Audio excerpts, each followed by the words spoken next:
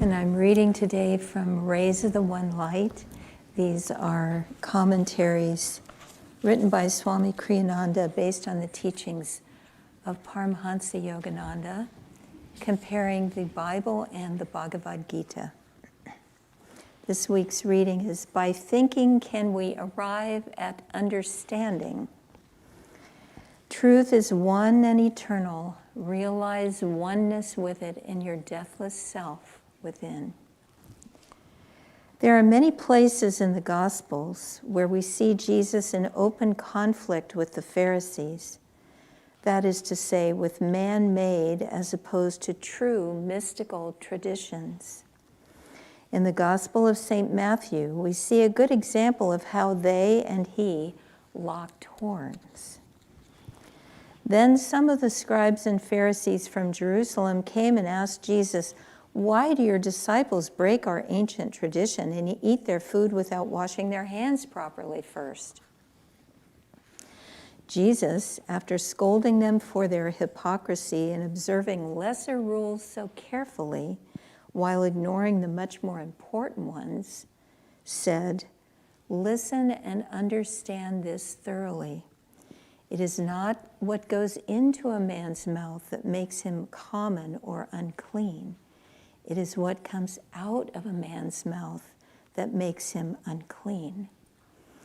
It wasn't that Jesus counseled against such wholesome practices as washing one's hands before eating.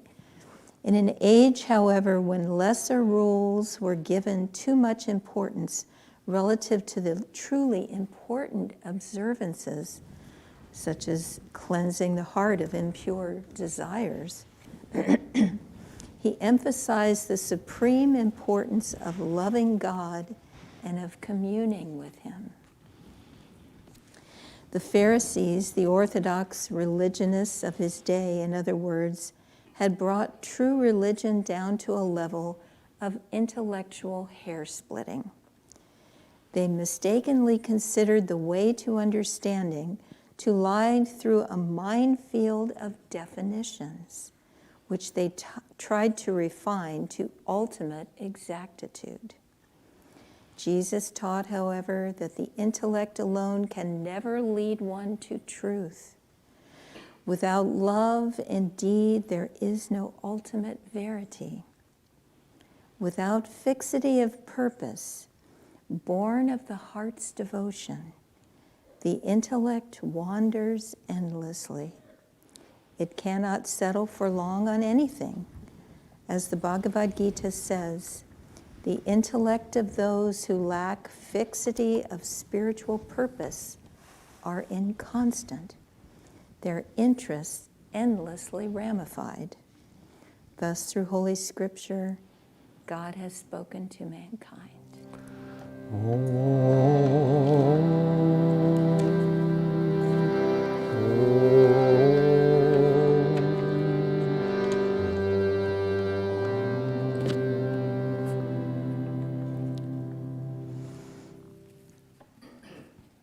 Has anyone's intellect ever wandered endlessly? We have taught meditation classes in many, many parts of the world. And that's what people say over and over and over in every language. You know, I can't meditate, my mind wanders. What is the cure? What is the cure for that? Reminds me of a story of Saint Teresa of Avila. And when she was a young woman, she was very beautiful, she was witty, she was charming, and she had many, many suitors. She went into a convent, which, by the way, she later reformed. But in that convent, there was a parlor for guests. And so these suitors would come and try to woo her right there in the convent. And one day, one of the more ardent ones that she really liked, thank you, keep you in suspense.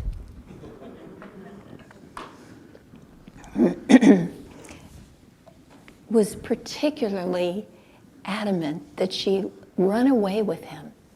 And he was pleading with her. He held her hand. He was saying, you must come away with me. I'll die without you.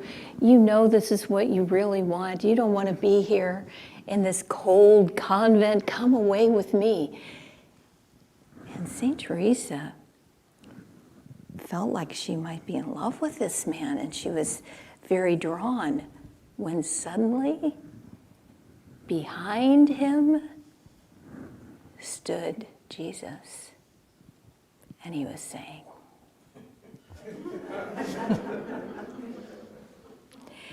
and St. Teresa became like a stone. She was so fixed on the beautiful face of Jesus that she couldn't move. Her eyes didn't blink. She was as though dead. And this young man was crying and pleading and shaking her. Nothing could move her because she was so in love with this beautiful vision of Jesus. So that's the cure.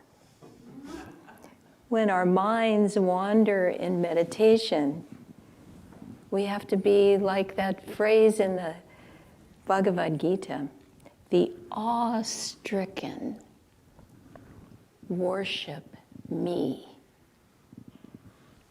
That's how we become still. As the Bible says, be still and know that I am God. That means the breath is stilled. There is no breath. We have a wonderful tradition at Ananda, as many of you know. We have an 8-hour meditation at Christmas time and again at Easter. And it sounds like, oh my gosh, but we spend 8 hours a day at work, most of us, so 8 hours is a reasonable block of time.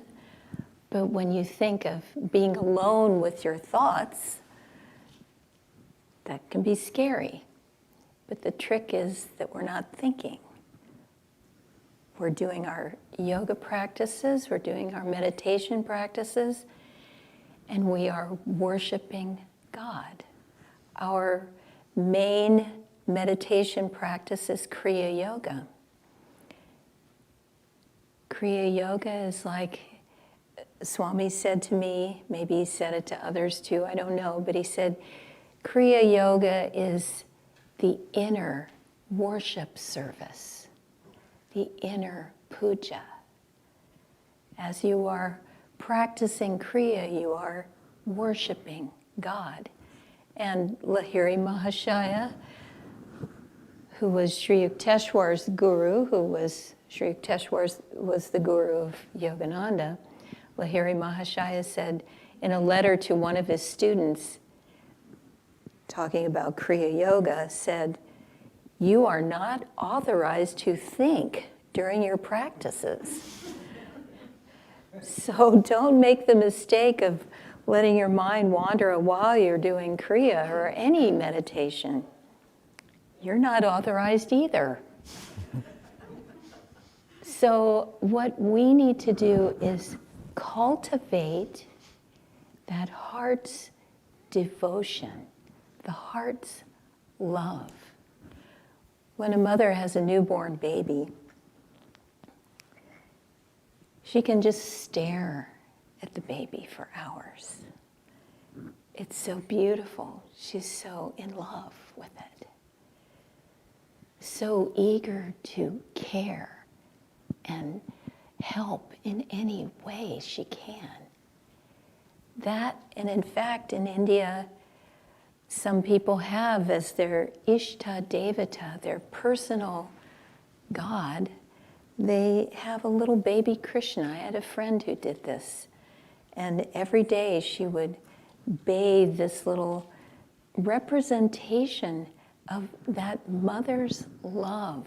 She would clothe it and hold it. It was very important to her. And that mother's love was emulated through that little deity. So we have to find that which motivates us, which thrills us, which makes us awe-stricken. I know for me, the earliest representation of that was nature. Just the awe-inspiring beauty of nature. I had a friend, she and her husband moved into a different house at Ananda village. And her husband was a city boy, and he hadn't really looked at the garden or the yard much. He'd just been interested in the house when they moved in. And he came into the house quite upset one day and said, "The garden is dead. There's nothing growing out there. It's all dead." And she said, "It's winter. Give it a little time. In the spring, it'll come back, I promise." And that's what we need to do in ourselves. We can look inside and say, "I don't feel anything. I'm just dead. I don't have any love. How do I get any love?" Keep faith and keep cultivating that love. Plant that love in your heart. In any way that inspires you, whenever you feel art, music, nature, a child, a husband, the saints, whatever inspires you, or something mundane, gardening, for example. Gardening is a wonderful way to feel the awe of nature and the awe of God. But when you find that little spark,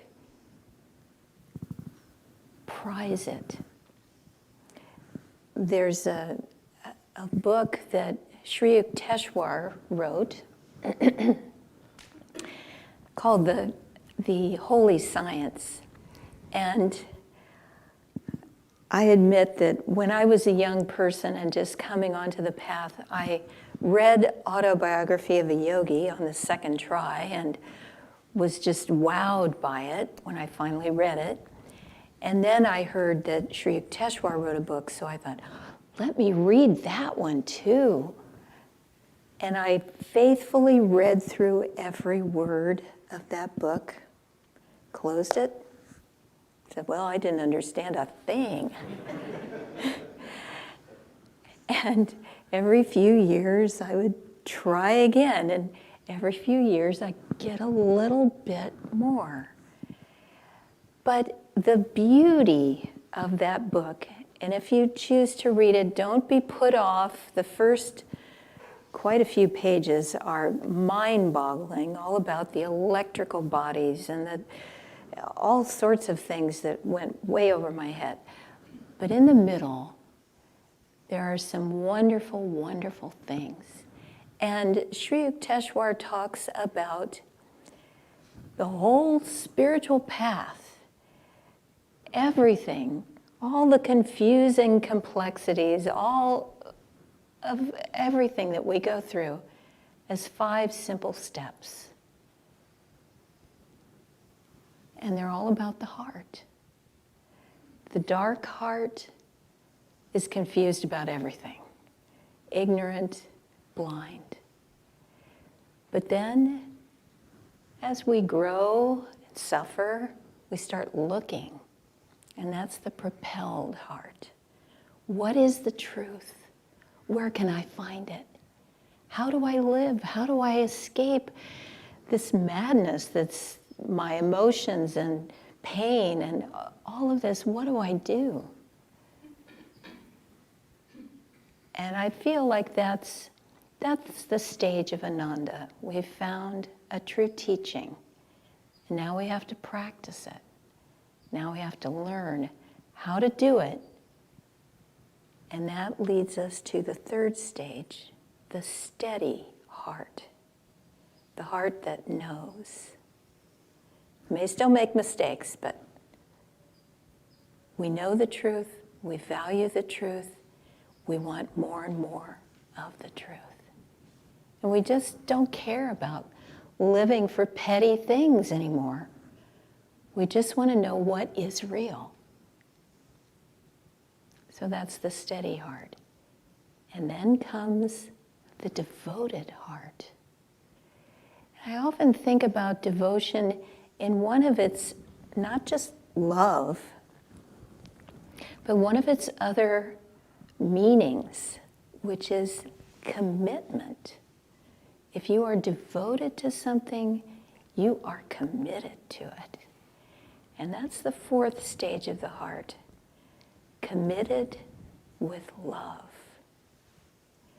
And finally, as I've told that story about we have to be 100% love in order to pet the tigers. Remember I told that story a couple weeks ago? Once we are 100% love, we achieve the fifth stage of the heart, which is the clean heart. And Sri Yukteswar is saying that cleanliness of heart, that purity of heart, comes from cleansing the heart of all meannesses, all selfishness, all that thought of ego. And that's what we're doing. I love it because it outlines the process. Once we know the process, it's a lot easier to make progress. So that's what we're doing. That's the meaning of life. I saw a little cartoon many years ago of, it's just one frame, but you see all these mountains and this treacherous rope path that's falling apart over a deep abyss. And you see all this treacherous pathway up the mountain.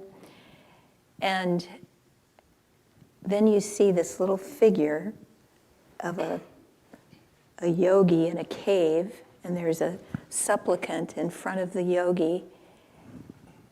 And the caption says,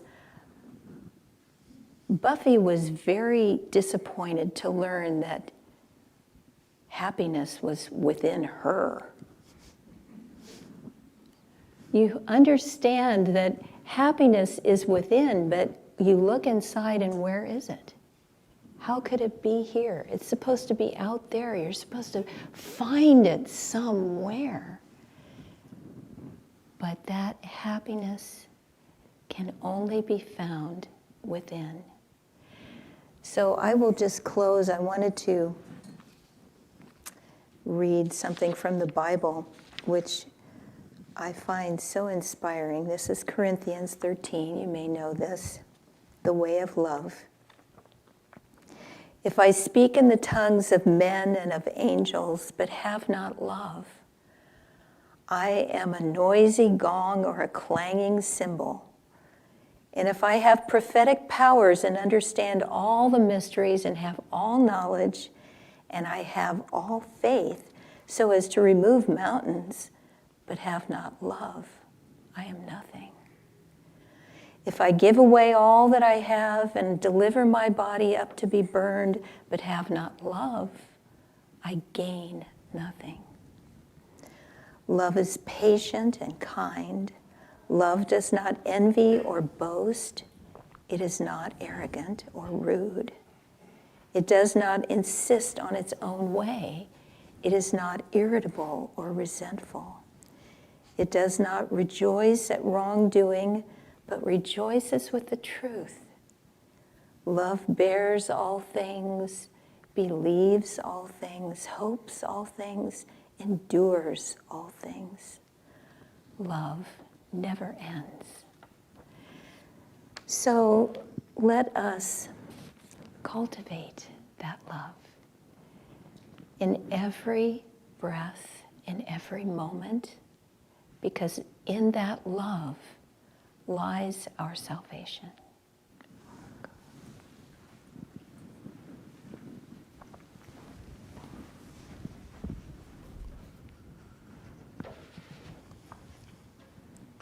Have you ever been sabotaged by your computer? Has that ever happened to anyone?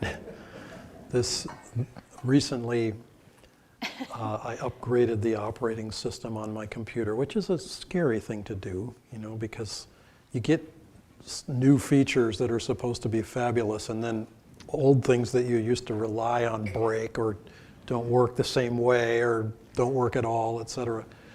But anyway, I upgraded the operating system on my computer. Well, one of the things that happened is that the screensaver changed, and which may not sound like a big deal, and it isn't in the grand scheme of things, except that what happened is it started posting randomly some of the 4,000 photos that are on my computer on the screen.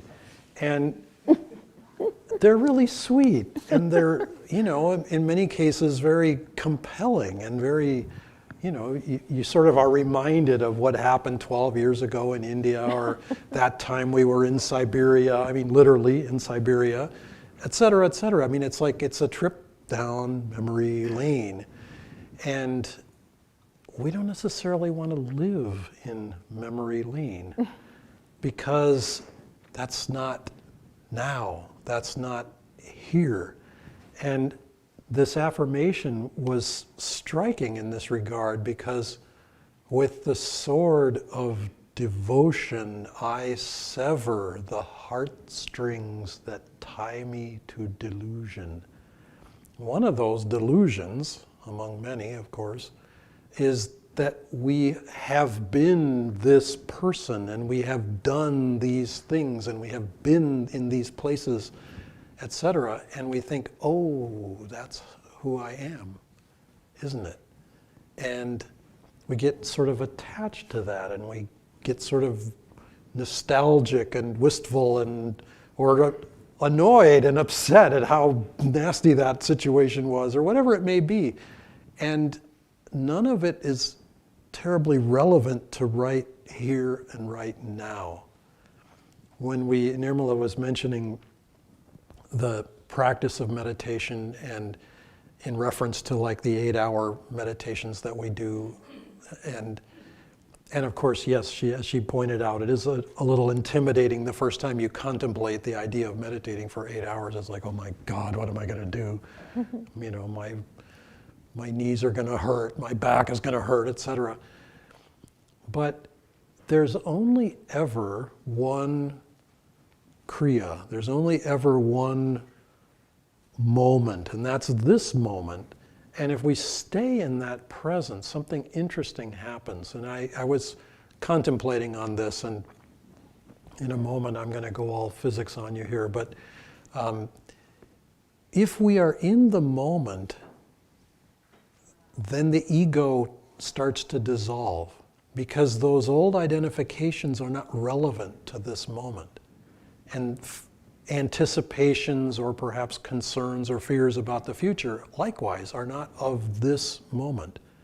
This moment is an opportunity to awaken, an opportunity to grow, an opportunity to do something, not necessarily bound by habit, and to sort of reach into the potential of the moment.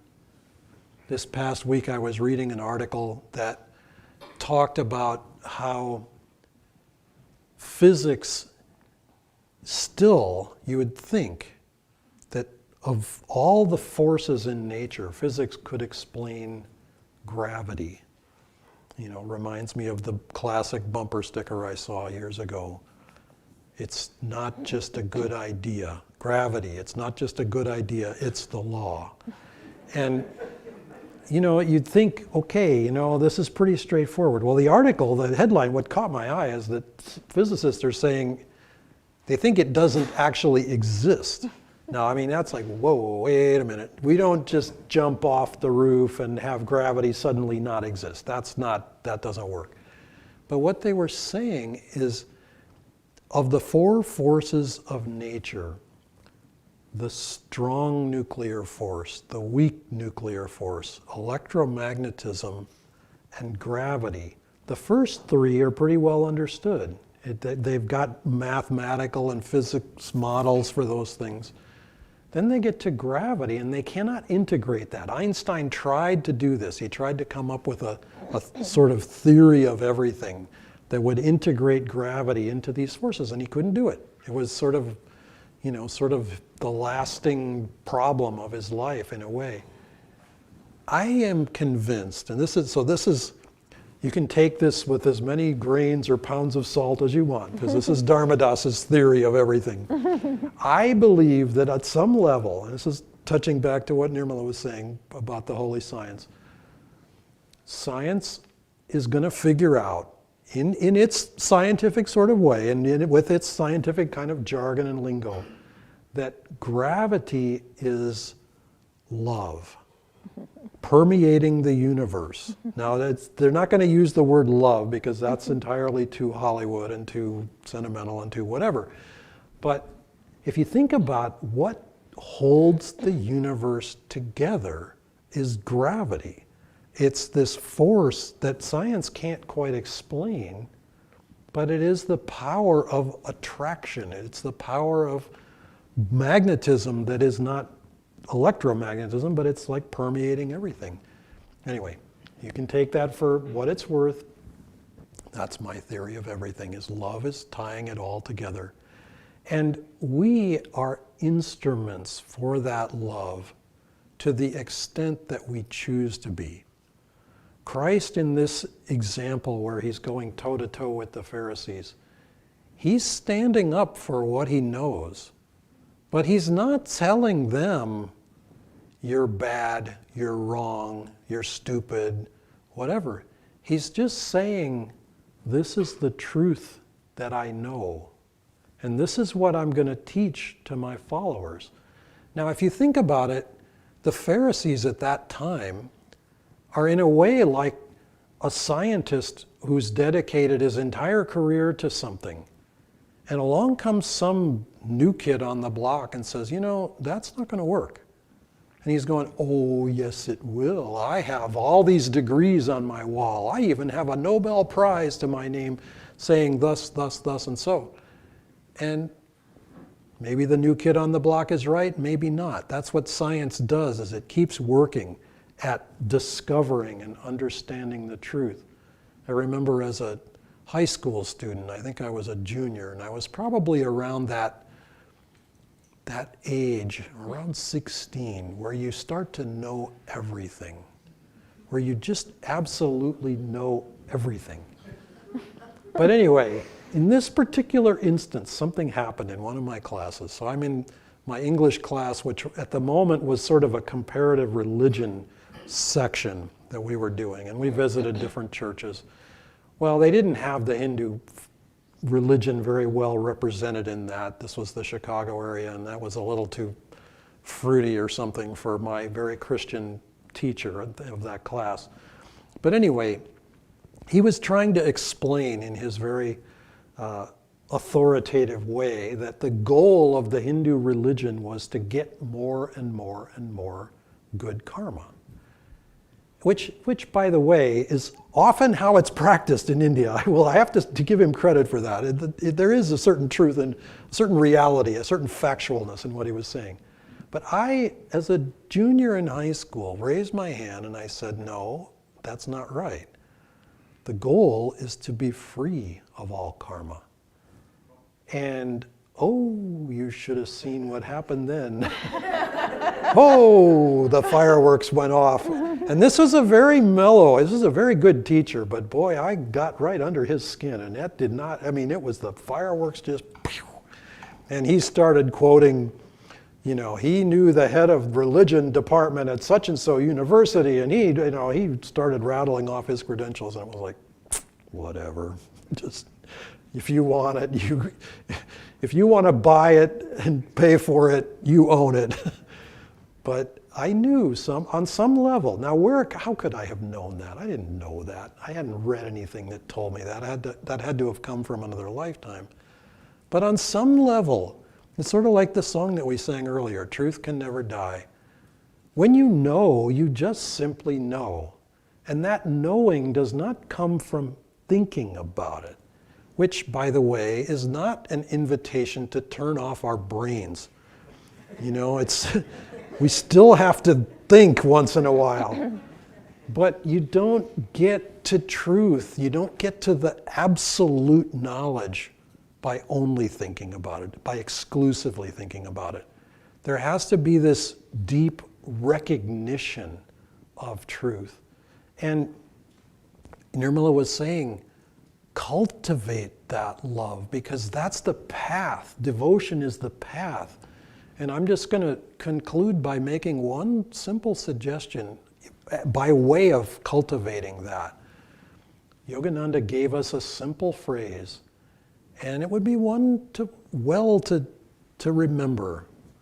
Chanting is half the battle. And you could reasonably ask, well, why? How? What the heck? Chanting? What on earth does that have to do with the battle, half the battle, whatever? What's the other half of the battle? I mean, you could ask a zillion questions. Chanting gets us on the track of devotion. It awakens that love. Nirmala was referencing Sri Yukteswar's book, The Holy Science. Due to the joy of digital versions of books, I could search through that book. And I think I came up with 43 times he references the word love. And like 7 or 10 or 15 times that he uses the word affection, affectionate, or some form of affection, affectionate devotion for the guru, or affectionate aspiration of the heart, etc. And it's this joyful love of the heart. But half the battle that chanting gives us is it gives us the practice. It's like it awakens that love. Swamiji was encouraged by Yogananda when he was first on the path. Get devotion. Your life is so dry without it. And I remember that feeling myself. I had been in school and I felt like my whole incarnation was nothing but studying. And I was just absolutely fed up with it when I got onto the path. Prakash tried to encourage me to take the yoga teacher training course at the time. And I was like, I can't stand studying anymore. I just want to do it. I just want to live it. And so took me 35 years or something to take the yoga teacher training course. I finally did. But Christ is not saying stop thinking. He's just saying get to the truth underneath. That verse in the song today, by the way, in case anybody could misunderstand. Cowards see but pride in singularity. Oh, never mind if men are wrong, so long as they agree. Swami is not saying, let's all go jump off the cliff together. He's saying, understand the truth in yourself, because it's cowardly to look to other people and say, but we all agree, we all think the same. That means we must be right? Well, not necessarily. Find it inside. Our religion is called self-realization. It is not called church realization. And you have to find it in yourself. Swamiji wrote the song Go On Alone, which later became titled Walk Like a Man. Confusing, because the song we sang today is called Go On Alone. Anyway, I won't even try to explain that, but one of the points that he was making is, if you're going to have a group of people know the truth, they have to know it themselves first. Then you can have a group of people together going on alone together, as it were, which again might sound a little confusing. But anyway, Know that and you will be free. Know that and we will have the goal of life.